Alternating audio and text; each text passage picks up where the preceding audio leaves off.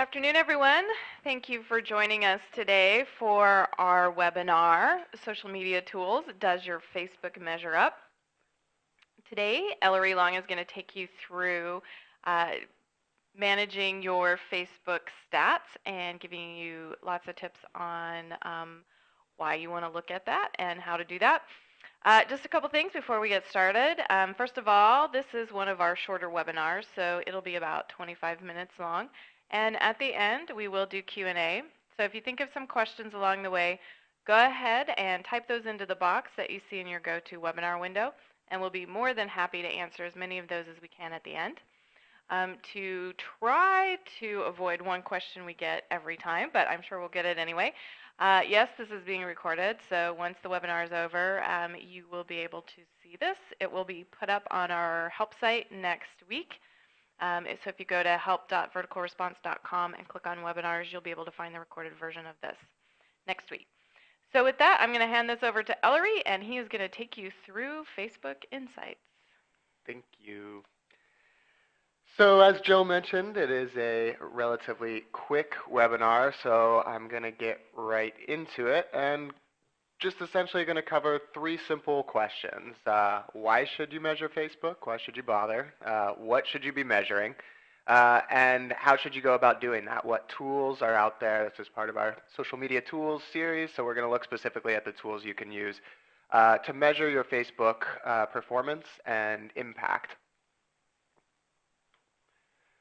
So first off, the why. Why bother? Well, it really all comes down to the fact that Facebook is the real deal. I just actually spent an hour and a half this morning watching the live broadcast of Mark Zuckerberg's announcements of all the changes that are coming to Facebook, which are bound to incite a lot of conversation over the next weeks and months. But the point is, they're approaching 800 million users. He actually said last week, for the first time ever, 500 million people logged into Facebook in one day. Wow. 500 million people. That's, there's some stats up there that point to the importance under Facebook Matters bullet, but I don't think much says it better than that. 500 million people in one day using one platform. So your business is on it. I'm assuming if you're at this webinar that you've got a Facebook page, a profile for your business. And, I think it's important to recognize that social, unlike your personal profiles where it's, a lot of pictures of grandkids and the like, Facebook for business is not a hobby. It's not fun. It's a serious business matter, and it's an expense, whether just because it's free to use the service, your time isn't free, and measuring and really understanding your Facebook performance is going to be the difference between you seeing results and not, and you wasting time on things that aren't actually working for you in any way. So what should you be measuring? This slide, I couldn't find something specific to Facebook. This is for social in general, but I kind of like to give context. I think it's helpful to see what other people are measuring. Before we dive into specifics, I will caveat everything by people ask all the time, what are the metrics that matter for my company? And my answer always frustrates them because there is no answer. It depends, and it's going to change for every business. Gives you a good idea, though, to look at other people, what they're measuring, to get an idea of what's important kind of across the line. And you see the typical things. Increase and decrease in followers is number one, primarily because that's the easiest. You will notice that increase and decrease in followers is going to be absent from the rest of my slides, and I'm going to tell you why in a bit, but I think that, that if your goal is engagement or if your goal is sales, regardless of your goal, fan count is going to be a less important metric for you. Some of the ideas of metrics that I recommend, I put them into silos based on kind of the goal that you're looking for. Are you trying to build awareness of your brand? Are you trying to build influence both online and off? Are you trying to get engagement? Are you trying to have a conversation with your customers? Or is there a specific action that you're trying to get, whether it's a sale or a registration for an event you're holding. So it helps starting at that top level there, thinking about what your main goal for your social strategy is, and then identifying the metrics that are going to point to that goal. So this is just an example of these sub boxes under each high level box: awareness, influence, etc., that show the kind of metrics that point to these various goals. So what's good? The other question I get all the time: how do I know if it's good? Well, again, it's going to change depending on business. But if you have to have some sort of answer, I found this. This is a look at large brands, the average number of comments per post and likes per post. You'll notice in the print down at the bottom that this is pages with at least 100,000 likes. So these are huge brands, the Coca-Colas of the world. But it's actually pretty stunning when you look at these brands. That's 63 interactions, nine likes, or 9 comments and 54 likes. 63 interactions, and even if we look at the minimum of 100,000 likes that was used for this study, I mean, that is less than, or just a smidge over half of a percentage point of those people that are actually interacting with the brand. And so I actually put this slide here not to say this is what you should be striving for, but just to illustrate that performance is debatable, and what's good is debatable, and you need to start setting your own benchmarks to figure out what's going to work, what is how you define success for your brand. If you are looking to just get a picture of the landscape out there and get an idea of how you stack up, say, with your competition, there are a couple things out there that will allow you to do this. So these are the first tools we'll look at today. First is Wildfire. Wildfireapp.com is their website. If you want this tool specifically, it's a free tool. Wildfire is a company that makes applications for Facebook. So, when you see contests, custom tabs, etc. on business pages, Wildfire is a company out there that makes those apps for businesses to use. But this tool they offer for free, and it's essentially just a high-level look at likes of different pages. So here, this is the example that they give on the site: Walmart, Target, Amazon. And you can track from a look at just total fan count how you stack up with your competition. A similar app that's a little bit more detailed is Simply Measured, simplymeasured.com. They have a handful of free reports. I'll show you a screenshot of another one as we look into measurement tools, but specifically for competitive analysis, you'll see these brands. They have some beer brands here: Bud Light, Coors Light, etc., that they break down, and they show you kind of, it's more than just fan count. They can give you share of voice, kinds of posts that are likes and comments that are coming.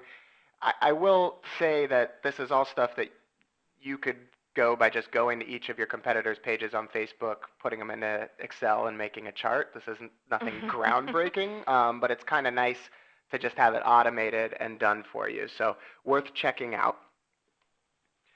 But when it comes to your own stats, how do you best measure those and start benchmarking for performance? Well, before we start looking at specific tools, just some things to set the scene and how you can really measure the success of your Facebook page. First off, you have to be realistic. Social media is not something you just flip a switch on and all of a sudden, it's working. Customers are pouring into your page. You're getting likes all over the place. You're making sales, getting newsletter subscriptions. It just isn't that easy. You can't ever forget the social part of social media. It involves a back and forth, and that back and forth has to come. You have to be the back or the forth, one of those sides. But as the brand or as the representative for the brand, you have to be there day in and day out, nurturing your online activity. Number 2, ignore irrelevant metrics. There are tons and tons and tons of metrics out there. You could sit down on a whiteboard and probably come up with hundreds of ways you could theoretically measure your social media activity. I'm going to push the idea that too much is going to be far worse for your brand's insights on this than having too little to measure. So what we want to do, I'm going to show you a lot of different ways that you can measure pages because, again, it depends on your business. But once you identify the ones that make the most sense for you, you know, pick those out, set a baseline, and stick with it. And you can't really get any insights about growth until you've stuck with it a little bit and you've been comparing apples to apples along the way. If you are a marketer on a larger team, rather than a one-man band, if you are part of a larger organization and you have accountability, one thing you want to keep in mind is that social is still pretty new and foreign to a lot of people, particularly at the executive level. So the best way to show your success is to share it and share it across the organization, not only to your marketing VP, but maybe customer support, sales, operations. For an example at Vertical Response, I share insights with our product team all the time because what I get from being on the front lines of social is a lot of customer interaction. And I have a unique position to get product feedback that our product team doesn't unless they have a concerted effort to go out there and ask for feedback. I'm getting it pushed at me. So it's great free information and useless unless I'm sharing it. And to that point, qualitative observations matter too. So yeah, we're going to look specifically today at quantitative measures, things that can be graphed and charted across time. But when you're really trying to make an impact to people who aren't on social every day, just finding some of those qualitative observations can really help to communicate and tell the story. So, a happy customer who gives a really nice testimonial on your Facebook page, that, might just be one fan out of many, but that kind of interaction is something that the executives in your company will really relate to and understand. With that said, let's move on to numbers. Facebook Insights. We're going to start there because arguably I could have done this entire webinar just looking at Facebook Insights. Social media tools for Facebook, there are several out there, but none are as powerful or as free as Facebook Insights. If you have more than 30 fans on your page, you have free access to Facebook Insights, and you should be using them all the time. I'm going to tell you how right now. For one, fans. So I said that I wouldn't talk about fan count, and I actually am not going to. I'm sticking with that. We're going to talk about the thing you see on the right there, monthly active users. Likes are nice. Lifetime likes are nice, and new likes are nice. You'll notice that 1,100+% growth. That's crazy insane. Don't expect that. This is I think a screenshot of the month of June, and we did a big sweepstakes promotion to get new likes on the page. So that explains that bump. If you're not seeing 1,000% growth on a month-to-month basis, that's okay. We're not either on most months. But what I wanted to point out here is monthly active users. This is going to be all users, not just fans of your page, who are interacting with your page in some way or another. So measure that growth. Look at that and see, you want that arrow to be green and pointing upwards. Also, I find it helpful to compare that to your lifetime likes. So lifetime likes is how many fans you have over the lifetime of your page. And that's page likes. So comparing that to your monthly active users gives you kind of a much better picture from a ratio standpoint of how much action your page is actually getting.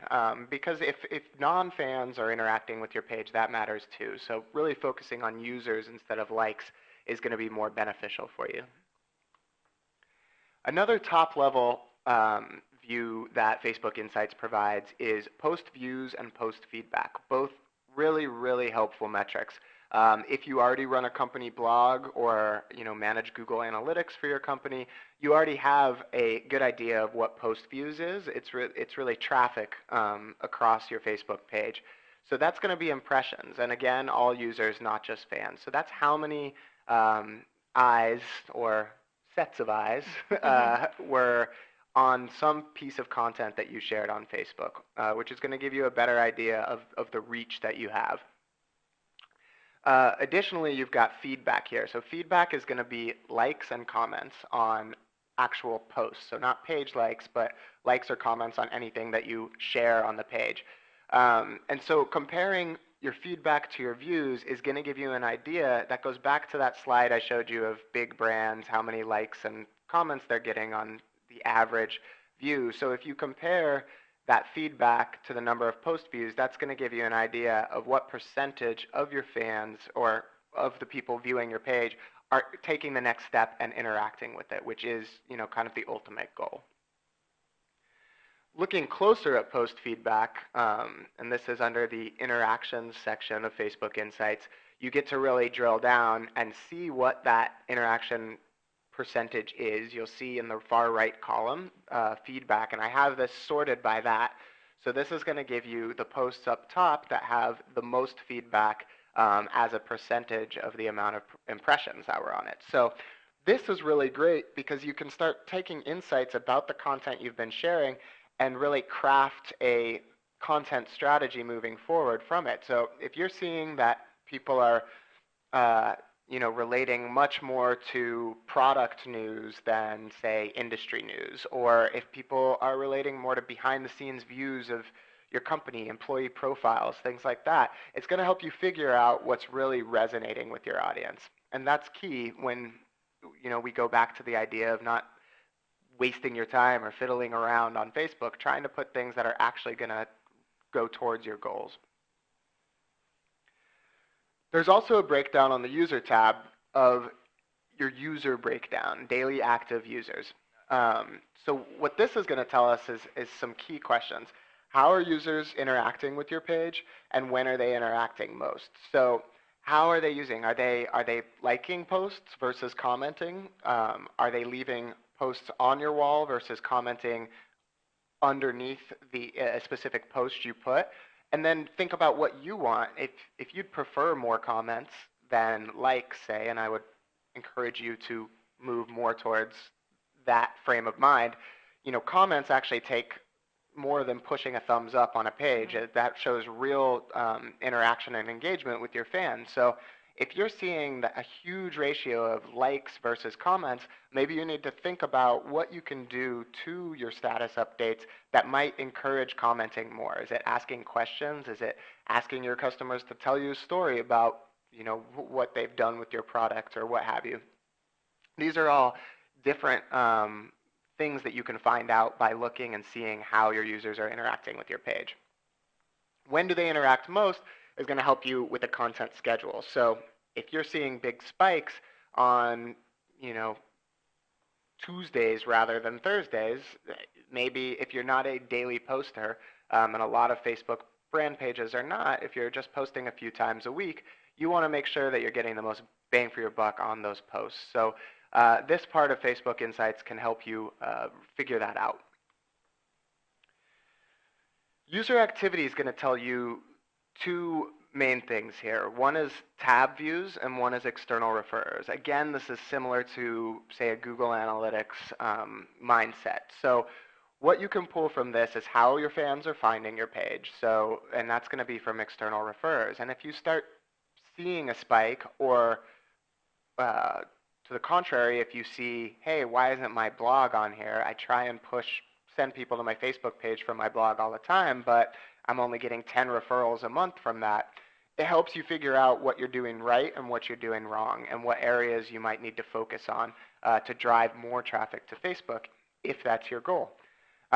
Similarly with tab views, these are the individual tabs on your page. So you'll see on the top level, again, this is when we did the big promotion.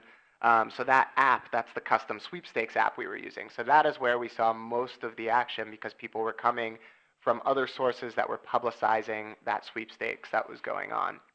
But then we also see the welcome tab that we have set up, as well as the wall. And what we can start looking at that, so 2,500 plus people came to the custom app, but at least a little less than half of those jumped over to the wall. And this is good information for us because By seeing what tabs are appealing to people, we can focus our efforts on there. If nobody's looking at, there's a tab called discussions, which isn't, it's below the more tab because we don't use it. But that's because we know people aren't looking at it.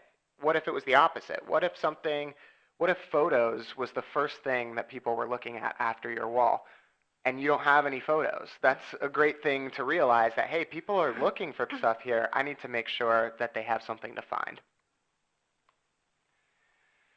Specific like counts, again, we said that the total likes aren't that important, but when you drill in a little deeper and look at likes versus unlikes, that can help you figure out your churn rate. So that's, like your email subscribers or anything else, and kind of identifying spikes in your unlikes and comparing to the post that you have done. So, what happened on, it looks like June 18th or so, our unlikes went above our likes.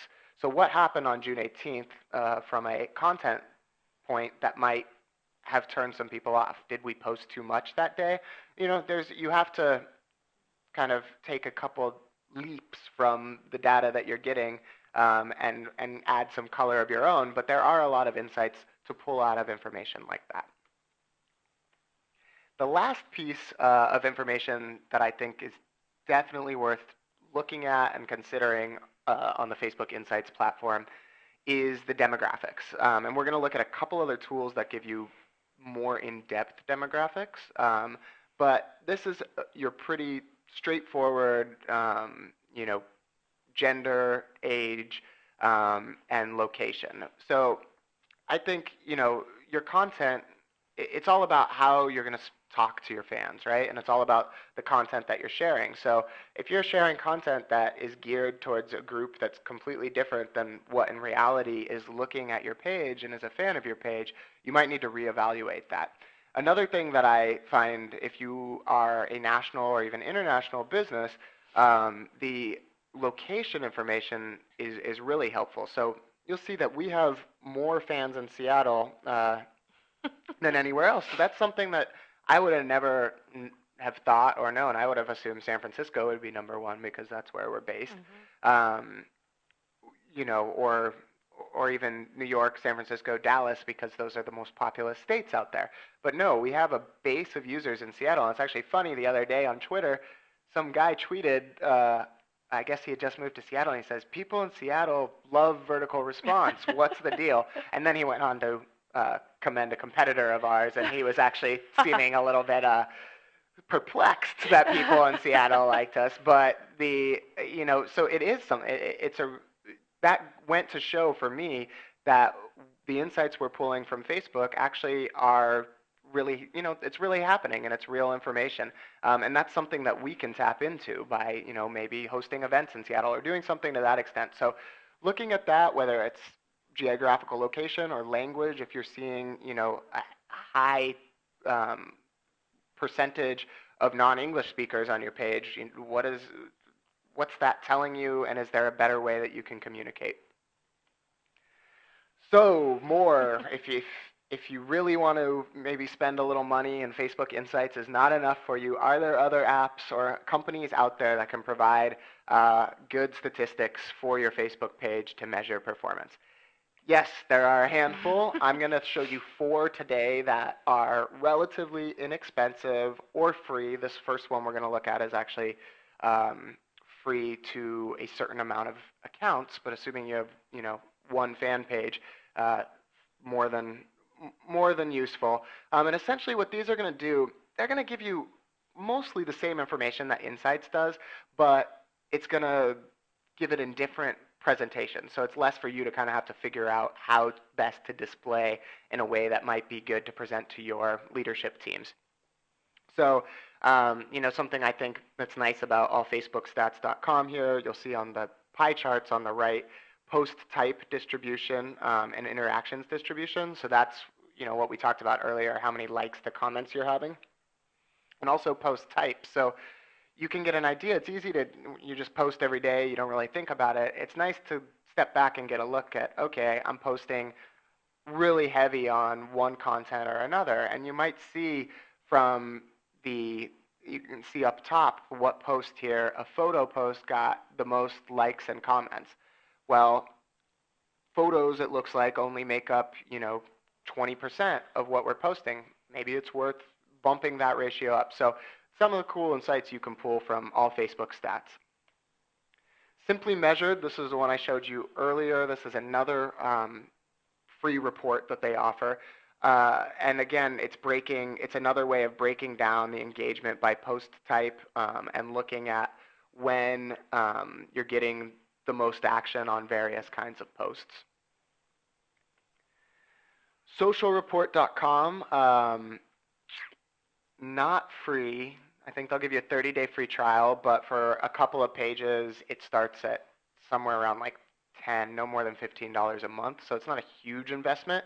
One thing they do that you can't get from Insights, that I can't speak to the accuracy of it 100%, but we're all looking for different ways to look into stuff and get more insights from it. These three things here I haven't found available from other inexpensive or free solutions. Most active friends, most popular groups, and interests. What it's doing here is looking at, it's kind of making buckets out of the other interests that your Facebook fans have, which can be really helpful. So I'm seeing politics and sports and computers. Computers make sense for our brand, but politics and sports, that's interesting. Is there, a way, maybe when we have our company picnic in a month, and if there's some sort of sporty activity going on, I don't know. I won't be there. Take a video. Yeah, take a video, post it. Maybe that's something that your fans would be into. The ultimate frisbee matchup or something like that. Most popular groups is going to be similar too. By looking at where there's crossover. Okay, so a bulk of fans of our page are also fans of web strategy groups, Facebook developers. This talk speaks to their interests and what other kinds of content you can share that might be most useful to them. And then most active friends, that is pretty straightforward. It's identifying advocates. And I said that thing in the beginning about I don't know how accurate this is, and that's because I'm on our Facebook page every day, and I know a lot of the fans that comment often, and I don't really see them on this list, so I don't know where all this data is coming from. But the people that are here are customers that I recognize as well, so there is some sort of intelligence going on. All I'm saying is don't trust it as the end all, oh, this is how I'm going to identify advocates, but it's a good start. And the last thing I'm going to show you is the Edgerink Checker. It is similar to a Clout Score. It's a one number that gives you a grade of your page, not for quality, but for Edgerink. Edgerink, if you're not familiar, is essentially the algorithm. It's not essentially, it is exactly the algorithm that Facebook uses to determine what posts show up in the news feeds of users. So and there's different things that play into it, but mostly the affinity and interaction level between your fans and you. So the more popular a post is across multiple fans, the more likely it's going to show up in other people's news feeds. So this is, you'll see upgrade to Pro. I don't use the Pro version. They do have a paid version, again, around $15 a month, that will give you kind of more insights like, hey, you're best off posting Tuesday at 11 a.m. Okay, I guess that's helpful if you want to be told what to do, but if you're doing all the other things we've gone over in this deck, you probably have already figured out those kind of peak times on your own. But as far as they're figuring out the algorithm that Facebook is using, so it gives you a good idea whether your posts are getting in front of fans or not. So looking at this as a benchmark, again, not an end-all solution, but as a benchmark for what kind of Edgerink you might be getting, can be helpful. If you're really low, you might want to rethink your strategy. So that's it.